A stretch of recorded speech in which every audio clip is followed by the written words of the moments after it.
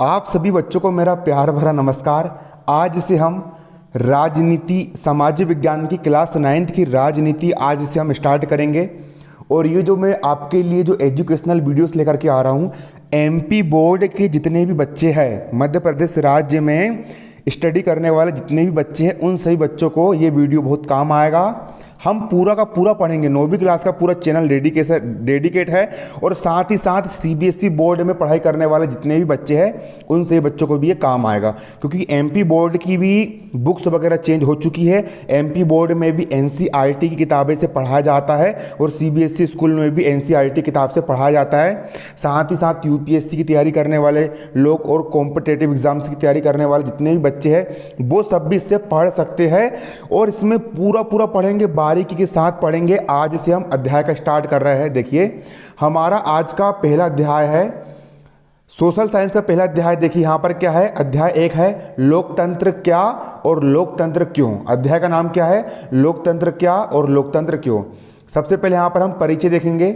इसका हम क्या देखेंगे, यहाँ पर थोड़ा परिचय जान लेंगे कि ये क्या होता है और क्या नहीं होता। देखिए परिचय यहाँ पर आप बारीकी से यहाँ पर आपको देखना पड़ेगा। देखिए क्या कहा जा रहा है यहाँ पर, लोकतंत्र क्या है, इसकी क्या विशेषता है। हम बहुत सरल परिभाषा से शुरुआत करते हैं, फिर हम बारी बारी से इन बिंदुओं का व्यवहारिक अर्थ जानेंगे। मतलब कि इस अध्याय में सबसे पहले हम ये जानेंगे कि लोकतंत्र क्या होता है, इसकी परिभाषा क्या होती है, लोकतंत्र की क्या विशेषताएं होती है। अपन सबसे पहले इस अध्याय में परिभाषा पढ़ेंगे और परिभाषा पढ़ने के बाद फिर बारी बारी से इन बिंदुओं का अर्थ जानने का प्रयास करेंगे कि व्यवहारिक रूप से इस लोकतंत्र के क्या उपयोग होते हैं और इसका व्यवहारिक अर्थ क्या होता है। ये जानने का हम यहाँ पर क्या करेंगे, प्रयास करेंगे।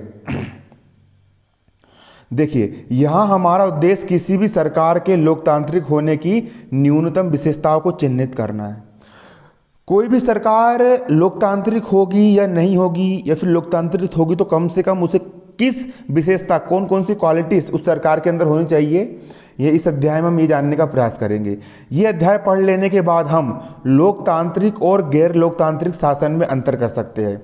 यदि हमने इस अध्याय को अच्छे से पढ़ लिया, इस अध्याय को यदि हमने बारीकी से समझ लिया, तो इसको समझने के बाद हम लोग लोकतांत्रिक और गैर लोकतांत्रिक शासन में अंतर करने के सक्षम बन जाएंगे।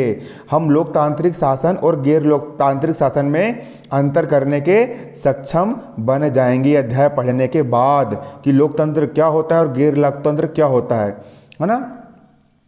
मैं अभी आपको तुरंत बता सकता हूं, लेकिन यदि हम आप पाठ के साथ साथ पढ़ोगे तो आपको पढ़ने में और मजा आएगा। इस अध्याय के अंत में हम इस न्यूनतम लक्ष्य से आगे बढ़कर लोकतंत्र की बेहतर परिभाषा पर आएंगे। इस अध्याय में सबसे पहले देखो, हम लोकतंत्र के बारे में जानेंगे, फिर लोकतंत्र में जाने के बाद लोकतांत्रिक शासन और गैर लोकतांत्रिक शासन में क्या अंतर होता है, हम उसके बारे में जानेंगे। और ये सब जानने के बाद ये सब इस अध्याय के अंत में हम इस न्यूनतम लक्ष्य से आगे बढ़कर लोकतंत्र की जो बृहत परिभाषा होती है उस पर हम आएंगे कि सही मायने में लोकतंत्र किसे कहा जाता है और लोकतंत्र का अर्थ क्या होता है। हम ये भी यहाँ पर जानने का प्रयास करेंगे। देखिए, समकालीन दुनिया मतलब कि इस समय जो दुनिया चल रही है वो वाली दुनिया, समकालीन दुनिया में लोकतंत्र ही सबसे लोकप्रिय शासन पद्धति है। अभी की जो दुनिया चल रही है, अभी की जो शासन प्रक्रिया चल रही है, इस प्रक्रिया में जो लोकतंत्र होता है, लोकतंत्र ही सबसे अच्छी और सबसे बेटर, सबसे शानदार शासन प्रणाली कौन सी है, लोकतंत्र ही है। लोकतंत्र से अच्छी नहीं। लोकतंत्र का मतलब होता है जनता का शासन। पहले क्या होता था, पहले राजतंत्र चलता था। राजतंत्र का मतलब ये होता है कि राजा का बेटा ही राजा बनेगा और फिर उसका बेटा राजा बनेगा, फिर उसका बेटा राजा बनेगा। इस प्रकार से पहले काम हुआ करते थे कि राजा का बेटा ही राजा बनता था। लेकिन अब जो राजा बनेगा, जो योग्य होगा वही राजा बनेगा, और वो योग्य व्यक्ति जनता के द्वारा चुन करके लाया जाएगा। इसको लोकतंत्र कहते हैं, मतलब जनता का शासन। अपन स्वयं वोट डालेंगे और वोट के माध्यम से अपने प्रतिनिधि, नरेंद्र मोदी हो गया, राहुल गांधी, जो अरविंद केजरीवाल, जिसका आपको चुनाव करना है, आप चुनाव करके उसको जीता सकते हो। मतलब कि जनता स्वयं वोट डालेगी, है ना। इस प्रकार से होगा। पर ऐसा क्यों है, कौन सी चीज इसे दूसरी व्यवस्थाओं से बेहतर बनाती है। जो लोकतंत्र है, मतलब कि जिसमें सब लोगों की सुनी जाएगी और सबका शासन होगा, ऐसी कौन सी चीज है जो इस व्यवस्था को सबसे बेहतर बनाती है। क्या यही शासन की सर्वोत्तम व्यवस्था है? क्या लोकतंत्र ही शासन की सर्वोत्तम व्यवस्था है? इन सवालों पर हम इस अध्याय के बाद विस्तृत रूप से चर्चा करेंगे। अब देखिए यहां पर, सबसे पहले यहां पर देखिए, अब बारीकी से हम यहां पर पढ़ने का प्रयास करेंगे। कैमरा थोड़ा बड़ा कर देता हूं मैं, मेरा चेहरा तुमको अच्छे से दिखेगा थोड़ा। देखो, पहला टॉपिक हमारा यह है कि लोकतंत्र क्या है, लोकतंत्र क्या होता है, लोकतंत्र किसे कहा जाता है ना। देखिए, आप सरकार के विभिन्न रूपों के बारे में पढ़ चुके हैं, सरकार के विभिन्न रूपों के बारे में अपन पढ़ चुके हैं कि सरकार के कौन कौन से रूप होते हैं, और लोकतंत्र की अब तक की आपकी समझ के आधार पर कुछ उदाहरण देते हुए सरकारों की कुछ सामान्य विशेषता लिखिए। देखिए, लोकतंत्र में जो सरकार होती है, सरकार दो प्रकार की होती है। पहली होती है लोकतांत्रिक सरकार। ये जो लोकतांत्रिक सरकार होती है जनता के द्वारा चुन करके लाई जाती है। जनता वोट डालती है और वोट के माध्यम से जिसको अधिक वोट मिलते हैं वो सरकार सत्ता पक्ष पे आती है, ये लोकतांत्रिक सरकार होती है। और दूसरी होती है गैर लोकतांत्रिक सरकार।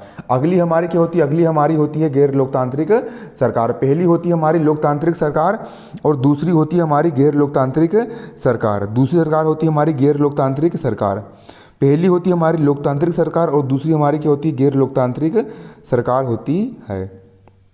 अब अगला टॉपिक है हमारा कि परिभाषा की जरूरत क्यों है। आगे बढ़ने से पहले आइए सबसे पहले एक मेधावी छात्रा, मेरी नाम की एक छात्रा है जो मेधावी, मेधावी का मतलब होता है बहुत ज़्यादा इंटेलिजेंट है, पढ़ाई में सबसे आगे रहती है। मेधावी छात्रा मेरी की आपत्ति पर गौर किया जाए। वह लोकतंत्र को परिभाषित करने के इस तरीके को पसंद नहीं करती और कुछ बुनियादी सवाल पूछना चाहती है। जब अपन ने परिभाषा बताए कि भैया कि जनता, अब्राहम लिंकन ने कहा जनता के द्वारा किया गया शासन लोकतंत्र कहलाता है, तो मेरी कोई परिभाषा पसंद नहीं आई और वो कुछ सवाल पूछना चाहती है। अब देखेंगे वो क्या सवाल पूछना चाहती है। उसकी अध्यापिका मेटिल्डा लिंगदो ने उसके सवालों का जवाब देना शुरू किया तो कक्षा की अन्य छात्राएं भी इस चर्चा में भाग लेने लगी। अब उसकी अध्यापिका मतलब टीचर, मेरी को पढ़ाने वाली जो मैडम थी, उस मैडम का नाम क्या था? मेटिल्डा लिंगदो। क्या नाम था? मेटिल्डा लिंगदो उनका नाम था। मेटिल्डा लिंगदो ने उनके सवालों का जवाब देना शुरू किया। उनके सवालों का मतलब किसके? मेरी के सवालों का जवाब देना शुरू किया। तो क्लास में जो बाकी बच्चे थे, बाकी बच्चे भी इस चर्चा में भाग लेने लगे और इंटरेस्ट के साथ अपनी पढ़ाई करना शुरू कर दिए। देखिए, मेरी ने क्या कहा? सबसे पहले यहाँ पर मेरी ने कहा मैडम मुझे यह तरीका ठीक नहीं लगता। मेरी ने कहा कि मैडम मुझे यह तरीका ठीक नहीं लगता। पहले लोकतांत्रिक व्यवस्था के बारे में चर्चा किया और अब आकर हम लोकतंत्र का मतलब जानने की कोशिश कर रहे हैं। मतलब कि पहले तो आपने लोकतांत्रिक सरकार के बारे में बता दिया कि लोकतांत्रिक सरकार होती है और एक गैर लोकतांत्रिक सरकार होती है, और ये बताने के बाद फिर आप अब जा कर के चर्चा कर रहे हो, है ना। ऐसा कौन कह रही है? मेरी कह रही है। मेरे कहने का मतलब मेरी के कहने का मतलब है कि इस काम को हमें पहले करना था और पहले अध्याय में पढ़ाई, पहले अध्याय वाली पढ़ाई अब ऐसा क्यों ठीक नहीं होता, है ना। अब लिंगदो मैडम क्या कह रही है? लिंगदो मैडम ये कह रही है तुम्हारी बातों में तो दम है। मेरी को बोली मैडम ने, जो क्लास की टीचर थी, उन्होंने बोली कि मेरी तुम्हारी बातों में तो दम है, पर क्या हम अपने सामान्य जीवन में भी ऐसा ही नहीं करते? क्या हम कलम, बरसात, प्रेम जैसे शब्दों का उपयोग करने से पहले इनकी परिभाषा स्पष्ट करना जरूरी मानते हैं? सही बात है, पहले ही हम प्यार की बात कर लेते जबकि हमको प्यार की परिभाषा पता ही नहीं होती है। हम कलम की बात कर लेते, बरसात की बात कर लेते, लेकिन बरसात के बारे में हमको पूरी जानकारी पता नहीं होती है। उसी प्रकार पहले हमने लोकतंत्र शब्द की को जान लिया, भले आप लोग को भी लोकतंत्र की परिभाषा नहीं पता है ना, ऐसी बात है। देखिए, जरा सोचो, क्या हमारे पास इन शब्दों की बहुत स्पष्ट और सर्वमान्य परिभाषा है? शब्दों का उपयोग करके ही हम उनके अर्थ जानते हैं। मतलब जो लोकतंत्र का शब्द हो गया, क्या हो गया हमारा? लोकतंत्र का हमारा शब्द हो गया। इस लोकतंत्र का शब्द का अर्थ हम मतलब कि शब्द के बारे में पढ़ करके कि ये लोकतंत्र जो वर्ड होता है उसके बारे में जान करके कि लोकतंत्र होता है, लोकतांत्रिक सरकार होती है, गैर लोकतांत्रिक सरकार होती है, इसके बारे में हम पढ़ करके इसके बारे में हम इसके अर्थ को जान सकते हैं। अब मेरी कह रही है, मेरी क्या बोल रही है? फिर मैडम परिभाषा की ज़रूरत ही क्यों है? मेरी ने कहा फिर मैडम परिभाषा की ज़रूरत ही क्या है। मेरी ने क्या कहा, मेरी ने ये कहा कि फिर परिभाषा की ज़रूरत ही क्यों है। तो लिंग दो मैडम ने क्या कहा, देखिए लिंग दो मैडम यहाँ पर क्या बोलती है। लिंग दो मैडम ने बोला हमें परिभाषा की ज़रूरत तभी पड़ती है जब हम किसी शब्द का उपयोग करने में परेशानी होती है। लिंग दो मैडम ने ये कहा कि बेटा मेरी हमें परिभाषा की ज़रूरत तभी पड़ती है जब हमें किसी शब्द का उपयोग करने में परेशानी होती है। लोकतंत्र के शब्द का उपयोग करने में हमको परेशानी हो रही है। जो बच्चे लोग होते हैं उनको ये पता नहीं होता है कि लोकतंत्र क्या होता है, ये किस प्रकार से काम करता है और किस प्रकार से लोकतंत्र की प्रणाली चलती है। इसीलिए मतलब कि लोकतंत्र की परिभाषा जानना हमको ज़रूरी है। मतलब कि वर्ड की मीनिंग भी पता होना चाहिए और परिभाषा भी पता होनी चाहिए। हमें बारिश की परिभाषा की ज़रूरत तभी होती है जब हम बूंदबांदी और बादल फटने जैसी स्थिति और सामान्य बरसात में फ़र्क करना हो। अभी तक हमको बरसात की परिभाषा नहीं पता है और हमको उसका लोड लेते भी नहीं है, लेकिन अपन बरसात के बारे में कब जानने का प्रयास करते हैं, जब हमको बूंदाबांदी और बादल फटने जैसी स्थिति और सामान्य बरसात में फ़र्क करना हो कि कब बूंद बूंद बरस रहा है पानी और कब बादल फट रहा है और कब बरसात हो रही है। इसके बारे में यदि फ़र्क करना हो तभी हम बादल की परिभाषा जानने का प्रयास करते हैं। लोकतंत्र पर भी यही बात लागू होती है। अगर देखिए, अगर ज़्यादा अध्ययन नहीं करना, यदि आपको नॉर्मली बिल्कुल पढ़ाई करना है तो आपको लोकतंत्र की परिभाषा जानने की कोई ज़रूरत नहीं है। लेकिन यदि आपको गहराई से अध्ययन करना है कि सरकार क्या होती है, सरकार कैसे बनती है, कैसे मोदी का चुनाव हुआ, कैसे राहुल गांधी का चुनाव हुआ, क्या होता है, सोनिया गांधी किस प्रकार से राजनीति हो रही है, इनको यदि आप बारीकी से समझना चाहते हो तो आपको फिर बारीकी के साथ लोकतंत्र की परिभाषा आपको पता होनी चाहिए कि लोकतंत्र होता क्या है और लोकतंत्र काम कैसे करता है ना। क्लियर। अब देखिए, अब आगे क्या कहा जा रहा है, आगे कहा जा रहा है लिए भी स्पष्ट परिभाषा की जरूरत है क्या लोकतंत्र के लिए भी स्पष्ट परिभाषा की जरूरत है, क्योंकि लोग इस शब्द का प्रयोग अलग अलग अर्थों के लिए करते हैं। बहुत अलग अलग की तरह सरकारें भी खुद को लोकतांत्रिक कहती है। लोकतांत्रिक कहती है, क्या कहती है, लोकतांत्रिक कहती है। अब देखिए, अब दूसरी लड़की कौन आ गई है। अब मैडम और मेरी बात कर रही थी, अब बीच में एक लड़की और कूद पड़ी। वो लड़की का नाम क्या था, रिवियांग था। अब रिवियांग बीच में कूद पड़ा है ना। अब रिवियांग क्या कह रहा है, रिवियांग क्या कह रहा है, लेकिन हमें परिभाषा बनाने की जरूरत ही क्या है। एक दिन आपने हमें अब्राहम लिंकन का एक वाक्य सुनाया था। अब्राहम लिंकन ने क्या कहा है, अब्राहम लिंकन जो कि अमेरिका के प्रेसिडेंट रह चुके हैं, अब्राहम लिंकन ने कहा है लोगों के लिए, लोगों की और लोगों के द्वारा चलने वाली शासन व्यवस्था ही लोकतंत्र है। अब्राहम लिंकन जी ने क्या कहा, अब्राहम लिंकन जी ने कहा था, देखो पहले क्या होता था कि जो राजा होते थे, देखिए बच्चों पहले क्या होता था आपको बारीकी समझना पड़ेगा। प्राचीन समय में ये होता था कि प्राचीन समय में जो राजा होते थे, राजा महाराजा लोग क्या करते थे कि एक व्यक्ति राजा बन गया, अब वो खुद बिल्कुल कर इकट्ठा करते थे, जनता लोग की भलाई नहीं करते थे और खुद के परिवार के लोगों को वो राजा बनाते थे, तो उसको राजतंत्र बोलते थे। पहले राजा महाराजा, राजा का बेटा राजा बनता था, इसको राजतंत्र बोलते थे। लेकिन अब क्या होता है कि अब ना कोई राजा रहेगा ना कोई भिखारी रहेगा, कोई भी आम इंसान जाकर के चुनाव में खड़ा हो सकता है और चुनाव में खड़ा होकर के वोट हासिल करके नेता बन सकता है और अपनी सरकार खड़ी कर सकता है। यही ये लोकतंत्र है, यही क्या है हमारा लोकतंत्र है। और अब्राहम लिंकन जी ने क्या कहा था, अब्राहम लिंकन जी ने ये कहा था, देखिए अब्राहम लिंकन ने कहा था लोगों के लिए, मतलब जो जनता है, जो भारत देश पर रहने वाली जो जनता है उन लोगों के लिए, है ना, और लोगों की और लोगों के द्वारा चलने वाली शासन व्यवस्था ही लोकतंत्र है।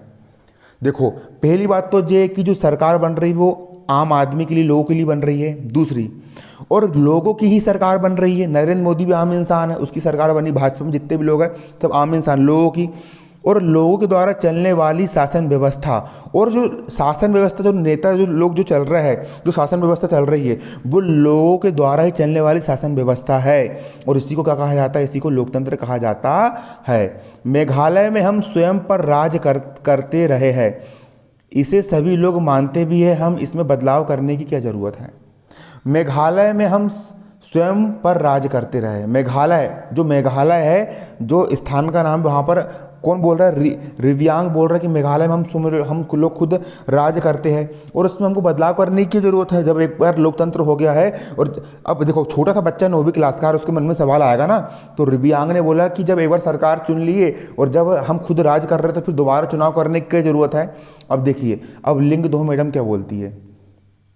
लिंगदोह मैडम ये कहती है कि मैं यह नहीं कहती कि इसमें बदलाव करने की ज़रूरत है, मुझे भी ये परिभाषा बहुत सुंदर लगती है। मुझे भी, मतलब कि जो अब्राहम लिंकन जी ने जो परिभाषा दिया था कि जनता के द्वारा और जनता खुद शासन करती है, ये परिभाषा लिंगदोह मैडम को भी क्या लगती है? अच्छी लगती है।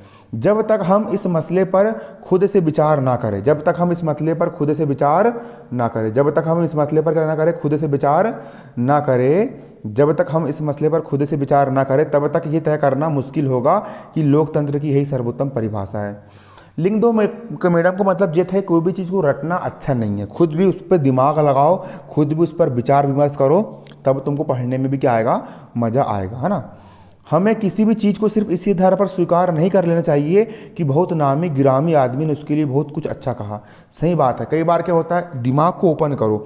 अब ऐसा नहीं भैया कि वो फलाना इंसान बहुत मतलब कि नरेंद्र मोदी ने ये वाली बात बोल दिया मतलब कि वो बात सही होगी, फलाने इंसान ने या वाला बाके बोल दिया कि ऐसा काम करो मतलब कि सही बोलता होगा, ऐसा नहीं। या फिर तुम्हारी क्लास की प्रिंसिपल ने बोल दिया कि ये काम करो, ऐसा नहीं भैया।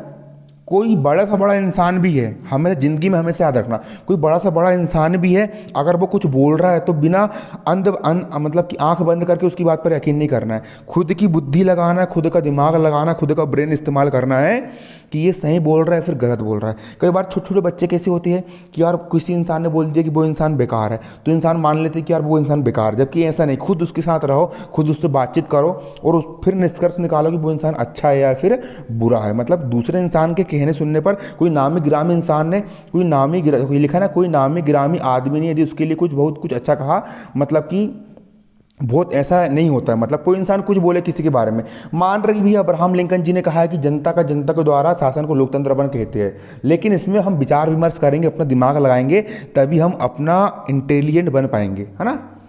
ऐसी बात होती है ना। अब देखो योलांदा, अब कौन आया? योलांदा आया। योलांदा कोई बच्चा रहा होगा, एक लड़की का नाम है योलांदा। अब योलांदा क्या कह रही है? देखो योलांदा बोल रही है, मैडम जी क्या मैं कुछ कह सकती हूँ? हमें कोई परिभाषा तलाशने की ज़रूरत नहीं है। मैंने कहीं पढ़ा है कि डेमोक्रेसी यूनानी शब्द डेमोक्रेसिया से बना है। इसको नोट कर लो भैया, विकल्प में आ सकता है। डेमोक्रेसी हिंदी में आप लोकतंत्र को बोलते हो, उसी को अंग्रेजी में डेमोक्रेसी कहा जाता है। तो जो लोकतंत्र होता है उसको अंग्रेजी में डेमोक्रेसी बोलते हो। डेमोक्रेसी शब्द यूनानी शब्द डेमोक्रेसिया से बना है। किससे बना है? डेमोक्रेसिया से बना है। यूनान में डेमोस का अर्थ होता है लोग। देखो डेमोक्रेसिया से बना है। यूनान में डेमो का अर्थ क्या होता है? लोग होता है। यूनान में डेमोस का अर्थ क्या होता है? लोग होता है। यूनान में डेमोस का अर्थ क्या होता है? यूनान में डेमोस का अर्थ होता है लोग, और क्रेसिया का अर्थ होता है शासन। डेमोक्रेसी शब्द में ही जो सबसे अच्छी बात ये देखो, लोकतंत्र, लोक यानी लोगों का, तंत्र यानी शासन, लोगों का शासन लोकतंत्र। डेमोक्रेसी, डेमो में शुरू वाला होता है डेमोस, डेमोस का अर्थ होता है लोग, डेमोस का अर्थ क्या होता है? लोग। और क्रेसी का अर्थ होता है शासन, क्रेसी का अर्थ क्या होता है? शासन। मतलब लोगों का शासन। डेमो यानी हो गया लोग और क्रेसी यानी हो गया शासन। डेमोक्रेसी, डेमो यानी हो गया लोग और क्रेसी यानी हो गया शासन, मतलब लोगों का शासन। देखो इस प्रकार डेमोक्रेसी अर्थात लोकतंत्र का अर्थ है लोगों का शासन, और यही सही अर्थ है। फिर परिभाषा की क्या जरूरत है? स्वाभाविक सी बात है, मतलब कि उसके नाम से ही परिभाषा स्पष्ट हो रही है। डेमोक्रेसी, डेमोस यानी लोग और क्रेसी यानी शासन, लोगों का शासन। क्या हो गया आपका? डेमोक्रेसी हो गया। ऐसा कौन बोल रही है? योलांदा कह रही है ना। अब देखो लिंगदोह मैडम क्या बोल रही है? लिंगदोह मैडम ये कह रही है कि देखो इस सवाल पर विचार करने का यह भी बहुत उपयोगी तरीका है। उस लिंगदोह मैडम बोल रही कि सही बात बोल रहे हो यार, तुमने भी अच्छा दिमाग लगाया और इस बात पर विचार करने का बहुत उपयोगी तरीका है। पर मैं इतना कहूँगी कि सिर्फ शब्द की उत्पत्ति से उसकी परिभाषा निकालने का तरीका हरदम उपयोगी नहीं रहता है। मैडम का कहना भी सही है। मैडम ने बोला कि योलांदा बेटा, आपने सही बोले हो कि डेमो यानी लोग और क्रेसी यानी शासन, मतलब लोगों का शासन। आपने शब्द से उसकी परिभाषा निकाल ली है, लेकिन शब्द से परिभाषा निकालना अच्छा तरीका तो है, लेकिन हर जगह हर पॉइंट पे ये तरीका इस्तेमाल नहीं होता है ना। देखिए, शब्द का अर्थ हमेशा अपने मूल से जुड़ा या बंधा नहीं रहता। जो शब्द होता है वो हमेशा अपने मूल से बंधा या जुड़ा नहीं रहता है। समय और प्रयोग के साथ साथ उसका अर्थ भी बदलता रहता है। समय और उसके प्रयोग के साथ साथ उसका अर्थ भी क्या होता है, बदलता रहता है। अब कंप्यूटर शब्द को ही ले लो, कंप्यूटर शब्द हो गए, जैसे कि अब कंप्यूटर शब्द को ही ले लो, ये कंप्यूटिंग अर्थात गणना शब्द से बना है। कंप्यूटर किससे बना है, गणना शब्द से बना है। जो कंप्यूटर शब्द जो है हमारा, वो किससे बना है, अब कंप्यूटिंग अर्थात गणना शब्द से बना है। मुश्किल गणनाओं को सरल करने के लिए बने यंत्रों को कंप्यूटर कहते हैं। जो प्राचीन समय में क्या होता था कि जो अपन कैलकुलेशन करते थे, जोड़ घटाना गुणा भाग, है ना, उसके लिए कंप्यूटर जो गणना करते थे उसके लिए क्या बना है, कंप्यूटर बना है। मतलब गणना करने वाले यंत्रों को अपन क्या कहते हैं, कंप्यूटर कहते हैं, है ना। और दरअसल ये बहुत शक्तिशाली कैलकुलेटर थे। कंप्यूटर एक प्रकार के क्या थे, कैलकुलेटर थे। लेकिन आज से कम 50-60 साल पहले अपन कंप्यूटर को कैलकुलेटर बोलते थे, गणना करने वाले यंत्र। लेकिन वर्तमान में तो अब गणना करने के लिए अपन कैलकुलेटर का प्रयोग करते हैं, और कंप्यूटर का प्रयोग अपन गणना करने के लिए नहीं करते। कंप्यूटर का प्रयोग अपन गणना करने के लिए करते हैं क्या, नहीं करते। देखो, है ना। अब तो कंप्यूटर का उपयोग लिखने, पढ़ने, डिजाइन बनाने, संगीत बनाने, सुनने और फिल्म देखने में होता है। सही बात है।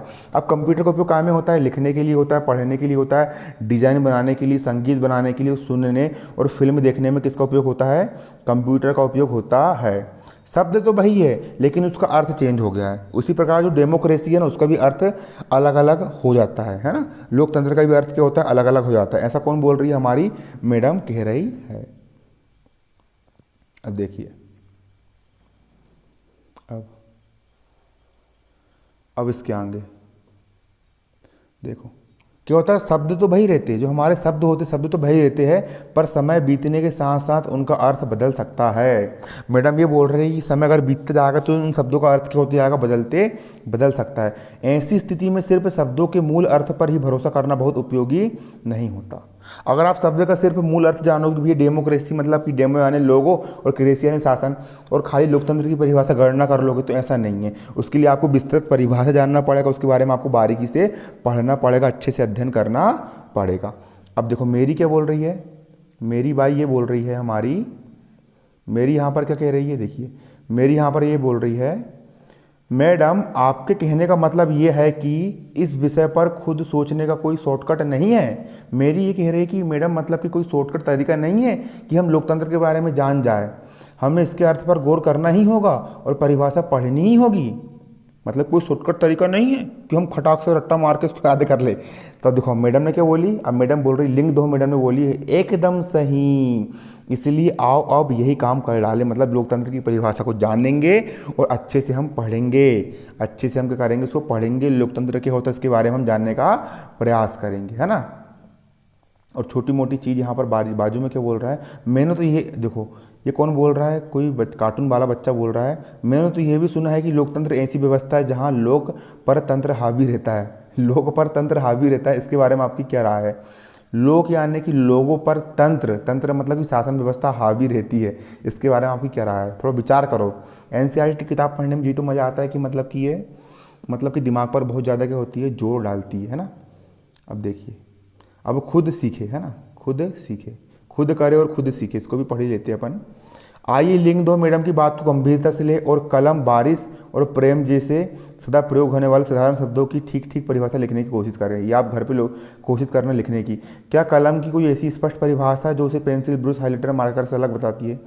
क्या कलम की कोई ऐसी परिभाषा है जो पेंसिल और कलम को अलग अलग बताए। ब्रश और कलम, जबकि पेंसिल भी लिखने काम करती, कलम भी लिखने काम करती, ब्रश भी लिखने काम करता है, हाइलाइटर भी लिखने काम करता है, तो इससे अलग अर्थ निकल करके आए, ऐसी कोई परिभाषा है। इस प्रयोग फिर प्रयोग करो, और इस प्रयोग से आपने क्या सीखा, लोकतंत्र कर समझाने में इसको हमको क्या सिखाया गया, है ना।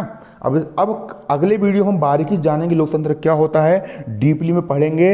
वीडियो को लाइक करना, शेयर करना, सब्सक्राइब करना और अच्छे से बिल्कुल प्यार देना।